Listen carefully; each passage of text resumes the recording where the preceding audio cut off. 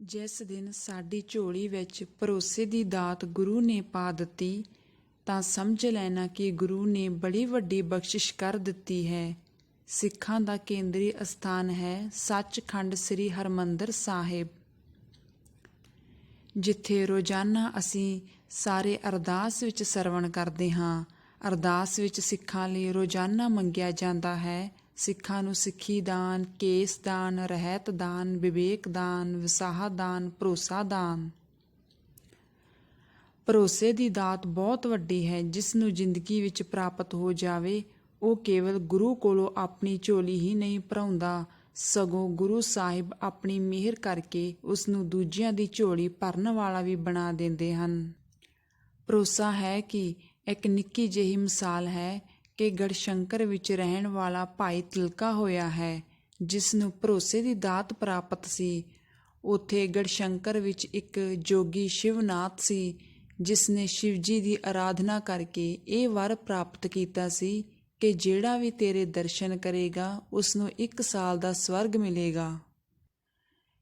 ਜਦੋਂ ਇਹ ਵਰ ਪ੍ਰਾਪਤ ਹੋਇਆ ਸੀ ਤਾਂ ਉਸ ਨੇ ਢੋਲਾਂ ਦੇ ਨਾਲ ਮੁਨਾਦੀ ਕਰਵਾਈ ਸੀ ਕਿ ਜਿਹੜਾ ਵੀ ਮੇਰੇ ਦਰਸ਼ਨ ਕਰੇਗਾ ਉਸ ਨੂੰ 1 ਸਾਲ ਦਾ ਸਵਰਗ ਪ੍ਰਾਪਤ ਹੋਵੇਗਾ ਤੇ ਆਪਣੀ ਮਰਜ਼ੀ ਨਾਲ ਮੈਂ ਜਿਸ ਨੂੰ ਮਰਜ਼ੀ 100 ਸਾਲ ਦਾ ਸਵਰਗ ਦੇ ਦੇਵਾਂ। ਉਸ ਵੇਲੇ ਭੀੜਾਂ ਲੱਗ ਗਈਆਂ। ਸਾਰਾ ਨਗਰ ਉਸ ਜੋਗੀ ਦੇ ਦਰਸ਼ਨ ਕਰਨ ਪਹੁੰਚ ਗਿਆ, ਪਰ ਇੱਕ ਨਹੀਂ ਸੀ ਪਹੁੰਚਿਆ, ਗੁਰੂ ਅਰਜਨ ਦੇਵ ਜੀ ਦਾ ਪਿਆਰਾ ਸਿੱਖ ਭਾਈ ਤਿਲਕਾ, ਜਿਸ ਨੇ ਆਪਣੇ ਹਿਰਦੇ ਤੇ ਗੁਰੂ ਅਰਜਨ ਦੇਵ ਜੀ ਨੂੰ ਬਿਠਾਇਆ ਸੀ, ਕਿਉਂਕਿ ਉਸ ਨੂੰ ਗੁਰੂ ਸਾਹਿਬ ਦੇ ਚਰਨਾਂ 'ਚੋਂ ਭਰੋਸੇ ਦੀ ਦਾਤ ਪ੍ਰਾਪਤ ਹੋ ਚੁੱਕੀ ਸੀ। ਸਵਰਗ ਤਾਂ ਨਾਮ ਜਪਣ ਵਾਲੇ ਦੀ ਜੁੱਤੀ ਦੀ ਨੋਕ ਥੱਲੇ ਹੁੰਦਾ ਹੈ। ਉਹ ਧਨ ਨਹੀਂ ਲੋੜਦੇ, ਸਵਰਗ ਦੀ ਵੀ ਤਾਂਘ ਨਹੀਂ ਰੱਖਦੇ, ਆਪਣੇ ਪ੍ਰਭੂ ਦੀ ਪ੍ਰੀਤ ਵਿੱਚ ਅਤੇ ਗੁਰਮੁਖਾਂ ਦੀ ਚਰਨ ਧੂੜ ਵਿੱਚ ਮਸਤ ਰਹਿੰਦੇ ਹਨ। ਗੁਰੂ ਤੇ ਇਤਨਾ ਭਰੋਸਾ ਸੀ ਭਾਈ ਤਿਲਕਾ ਜੀ ਦਾ ਕਿ ਉਹਨਾਂ ਨੇ ਸਵਰਗ ਨੂੰ ਤੁੱਛ ਸਮਝਿਆ। ਉਸ ਜੋਗੀ ਨੇ ਆਪਣੇ ਸੇਵਕਾਂ ਨੂੰ ਪੁੱਛਿਆ ਕਿ ਸਾਰੇ ਨਗਰ ਵਿੱਚ ਦੇਖ ਲਓ ਕਿ ਮੇਰੇ ਦਰਸ਼ਨ ਕਰਨ ਤੋਂ ਕੋਈ ਵਾਂਝਾ ਤਾਂ ਨਹੀਂ ਰਹਿ ਗਿਆ। ਤਾਂ ਜੋਗੀ ਦੇ ਸੇਵਕਾਂ ਨੇ ਆਖਿਆ ਸੀ ਕਿ ਸਾਰੇ ਹੀ ਨਗਰ ਵਾਲੇ ਆ ਗਏ ਹਨ, ਪਰ ਇੱਕ ਨਹੀਂ ਆਇਆ। ਜੋਗੀ ਕਹਿੰਦਾ ਹੈ, ਉਹ ਕੌਣ ਹੈ? ਤਾਂ ਸੇਵਕ ਕਹਿੰਦੇ, ਜੀ ਉਹ ਗੁਰੂ ਅਰਜਨ ਦੇਵ ਜੀ ਦਾ ਸਿੱਖ ਹੈ ਭਾਈ ਤਿਲਕਾ। ਜੋਗੀ ਕਹਿੰਦਾ, ਤੁਸੀਂ ਉਸ ਨੂੰ ਮੇਰਾ ਸੁਨੇਹਾ ਨਹੀਂ ਦਿੱਤਾ? ਸੇਵਕ ਕਹਿੰਦੇ, ਜੀ ਆਖਿਆ ਸੀ, ਪਰ ਉਹ ਅੱਗੋਂ ਕਹਿੰਦਾ ਕਿ ਇਸ ਹਿਰਦੇ ਤੇ ਹੁਣ ਗੁਰੂ ਅਰਜਨ ਦੇਵ ਜੀ ਬੈਠੇ ਹਨ, ਹੁਣ ਕਿਸੇ ਹੋਰ ਦੇ ਬੈਠਣ ਦੀ ਜਗ੍ਹਾ ਨਹੀਂ ਹੈ। ਜੋਗੀ ਨੇ ਆਖਿਆ ਕਿ ਮੈਂ ਆਪ ਚੱਲਦਾ ਹਾਂ ਉਸ ਨੂੰ ਦਰਸ਼ਨ ਦੇਣ ਲਈ। ਜਦੋਂ ਜੋਗੀ ਨੇ ਜਾ ਕੇ ਸਿੱਖ ਦਾ ਦਰਵਾਜ਼ਾ ਖੜਕੜਾਇਆ ਕਿ ਸਿੱਖਾ ਦਰਵਾਜ਼ਾ ਖੋਲ੍ਹ, ਤਾਂ ਸਿੱਖ ਨੇ ਅੰਦਰੋਂ ਆਵਾਜ਼ ਦਿੱਤੀ ਕਿ ਕੌਣ ਹੈ? ਤਾਂ ਜੋਗੀ ਨੇ ਆਖਿਆ ਕਿ ਮੈਂ ਜੋਗੀ ਹਾਂ। ਮੈਂ ਸ਼ਿਵਜੀ ਮਹਾਰਾਜ ਕੋਲੋਂ ਵਰ ਲਿਆ ਹੈ ਕਿ ਜਿਹੜਾ ਮੇਰੇ ਦਰਸ਼ਨ ਕਰੇਗਾ ਉਸ ਨੂੰ 1 ਸਾਲ ਦਾ ਸਵਰਗ ਮਿਲੇਗਾ। ਆ ਸਿੱਖਾ ਮੇਰੇ ਦਰਸ਼ਨ ਕਰ ਲੈ। ਸਿੱਖ ਕਹਿੰਦਾ, ਤੁਸੀਂ ਸਤਿਕਾਰਯੋਗ ਹੋ, ਪਰ ਜੋਗੀ ਜੀ ਜਿਸ ਦੇ ਚਰਨ ਮੇਰੇ ਹਿਰਦੇ ਵਿੱਚ ਵਸੇ ਹਨ ਉਸ ਦੇ ਚਰਨਾਂ ਸਾਹਮਣੇ ਨਰਕ ਸਵਰਗ ਦੀ ਗੱਲ ਤਾਂ ਕਿਤੇ ਰਹਿ ਗਈ। ਹੁਣ ਤਾਂ ਕੇਵਲ ਗੁਰੂ ਦੇ ਚਰਨ ਹੀ ਮੇਰੇ ਲਈ ਸਭ ਕੁਝ ਹਨ। ਜੋਗੀ ਅਜੇ ਵੀ ਹੰਕਾਰ ਵਿੱਚ ਕਹਿੰਦਾ ਹੈ, ਸਿੱਖਾ ਮੈਂ ਵਰ ਲੈਂਦੇ ਸਮੇਂ ਇਹ ਵੀ ਮੰਗਿਆ ਸੀ ਕਿ ਜਿਸ ਨੂੰ ਮੈਂ ਚਾਹਾਂ ਉਸ ਨੂੰ 100 ਸਾਲ ਦਾ ਸਵਰਗ ਦੇ ਦੇਵਾਂ। ਤੈਨੂੰ ਮੈਂ 100 ਸਾਲ ਦਾ ਸਵਰਗ ਦੇਂਦਾ ਹਾਂ। ਭਾਈ ਤਿਲਕਾ ਜੀ ਕਹਿੰਦੇ, ਜੋਗੀ ਇਹ ਜੋ ਤੂੰ ਸਵਰਗ ਕਹਿ ਰਿਹਾ ਹੈ ਇਹ ਮੈਨੂੰ ਇਸ ਤਰ੍ਹਾਂ ਲੱਗ ਰਿਹਾ ਜਿਵੇਂ ਤੂੰ ਮੇਰੇ ਗੁਰੂ ਦੇ ਚਰਨਾਂ ਨਾਲੋਂ ਵਿਛੋੜਾ ਪਾਉਣ ਲਈ ਆ ਗਿਆ। ਹੁਣ ਤਾਂ ਮੈਂ ਭੁੱਲ ਕੇ ਵੀ ਬੂਹਾ ਨਹੀਂ ਖੋਲ੍ਹਣਾ। ਇਤਨਾ ਵਿਛੋੜਾ 100 ਸਾਲ ਦਾ? ਰੱਬ ਦਾ ਵਾਸਤਾ ਈ ਜੋਗੀ, ਜਾ ਚਲਾ ਜਾ ਇਥੋਂ। ਜੋਗੀ ਦਾ 50 ਪੈਸੇ ਅਹੰਕਾਰ ਲੱਥ ਗਿਆ। ਜੋਗੀ ਪੁੱਛਦਾ ਹੈ, ਸਿੱਖਾ ਤੇਰੇ ਗੁਰੂ ਨੇ ਤੈਨੂੰ ਕਿਹੜੀ ਐਸੀ ਦਾਤ ਦਿੱਤੀ ਕਿ ਤੂੰ 100 ਸਾਲ ਦੇ ਸਵਰਗ ਨੂੰ ਲਿਤਾੜ ਰਿਹਾ ਹੈ? ਭਾਈ ਤਿਲਕਾ ਜੀ ਕਹਿੰਦੇ, ਮੈਨੂੰ ਗੁਰੂ ਕੋਲੋਂ ਸਿੱਖੀ ਦੀ ਦਾਤ ਮਿਲੀ ਹੈ।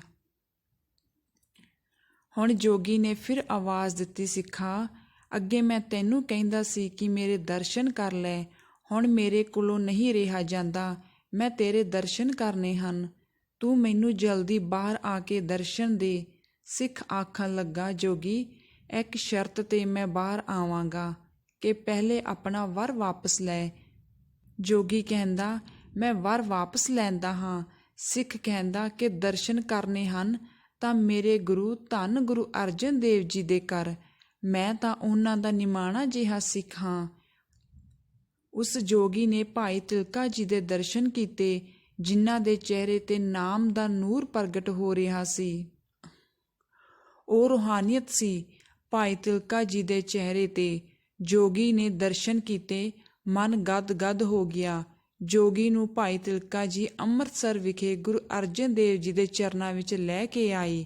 ਮਹਾਰਾਜ ਜੀ ਨੇ ਸ਼ਬਦ ਦਾ ਤੀਰ ਮਾਰ ਕੇ ਜੋਗੀ ਦਾ ਬਾਕੀ ਹੰਕਾਰ ਵੀ ਖਤਮ ਕੀਤਾ ਤੇ ਗੁਰੂ ਸਾਹਿਬ ਜੀ ਨੇ ਜੋਗੀ ਨੂੰ ਸਿੱਧੇ ਰਸਤੇ ਪਾਉਂਦੇ ਹੋਏ ਨਾਮ ਬਾਣੀ ਨਾਲ ਜੋੜਿਆ। ਅਸੀਂ ਆਪਣੀ ਜ਼ਿੰਦਗੀ ਦੇ ਨਕਸ਼ੇ ਵੱਲ ਵੀ ਵੇਖੀਏ ਕਿ ਅਸੀਂ ਕਿਹੜੀ ਲਾਈਨ 'ਚ ਹਾਂ। ਭਾਈ ਤਿਲਕਾ ਜੀ ਵਾਲੀ ਲਾਈਨ 'ਚ ਹਾਂ ਜਾਂ ਜਿਨ੍ਹਾਂ ਦੀ ਭੀੜ ਲੱਗ ਗਈ ਜੋਗੀ ਦੇ ਦਰਸ਼ਨਾਂ ਲਈ ਉਹਨਾਂ ਦੀ ਲਾਈਨ 'ਚ ਹਾਂ। ਇੱਕ ਗੱਲ ਹੈ, ਗੁਰੂ ਨਾਨਕ ਦੇ ਘਰ 'ਤੇ ਭਰੋਸਾ ਰੱਖਣ ਤੋਂ ਬਾਅਦ ਵਿਸ਼ੇਸ਼ ਧਿਆਨ ਰੱਖਣਾ ਹੈ। ਕਈਆਂ ਦਾ ਆਪਣੇ ਗੁਰੂ ਸਾਹਿਬ ਉੱਪਰ ਪੂਰਨ ਭਰੋਸਾ ਹੁੰਦਾ ਹੈ, ਪਰ ਉਹ ਗਿਆਨ ਦੀ ਕਮੀ ਕਰਕੇ ਦੂਜੇ ਧਰਮਾਂ ਦੀ ਨਿੰਦਿਆ ਕਰ ਜਾਂਦੇ ਹਨ, ਨੀਵਾਂਪਣ ਦਿਖਾਉਂਦੇ ਹਨ। ਸਹਿਜ ਸੁਭਾਅ ਮੂੰਹ 'ਚੋਂ ਨਿਕਲਦਾ ਹੈ ਕਿ ਮੈਂ ਤਾਂ ਇੱਕ ਗੁਰੂ ਨਾਨਕ ਨੂੰ ਹੀ ਮੰਨਦਾ ਹਾਂ, ਮੈਂ ਕਿਸੇ ਹੋਰ ਨੂੰ ਨਹੀਂ ਮੰਨਦਾ।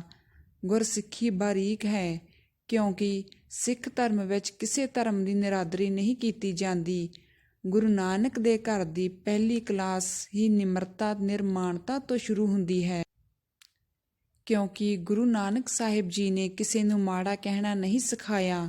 ਇੱਕ ਗੱਲ ਦਾ ਧਿਆਨ ਰੱਖਿਓ, ਭਰੋਸਾ ਵੀ ਰੱਖਣਾ, ਪਰ ਭਰੋਸੇ ਵਿੱਚ ਕਿਸੇ ਦੂਸਰੇ ਦੀ ਨਿੰਦਿਆ ਵੀ ਨਾ ਹੋ ਜਾਵੇ ਕਿ ਉਹ ਮਾੜਾ ਹੈ, ਸਿਰਫ ਮੇਰਾ ਹੀ ਗੁਰੂ ਚੰਗਾ ਹੈ। ਇਹ ਪੜ੍ਹਾਈ ਕਰਨੀ ਹੈ ਕਿ ਸਾਰੇ ਹੀ ਚੰਗੇ ਹਨ, ਪਰ ਹੇ ਨਾਨਕ ਗੁਰੂ ਸੱਚੇ ਪਾਤਸ਼ਾਹ ਜੀ, ਮੇਰੀ ਅਰਦਾਸ ਤੇਰੇ ਅੱਗੇ ਹੈ। ਮੈਂ ਸਭ ਕਿਛ ਛੋੜ ਪ੍ਰਭ ਤੁਹੀ ਤੇ ਆਇਆ। ਗੁਰੂ ਪਿਆਰੀ ਸੰਗਤ ਜੀ, ਸਾਖੀ ਚੰਗੀ ਲੱਗੀ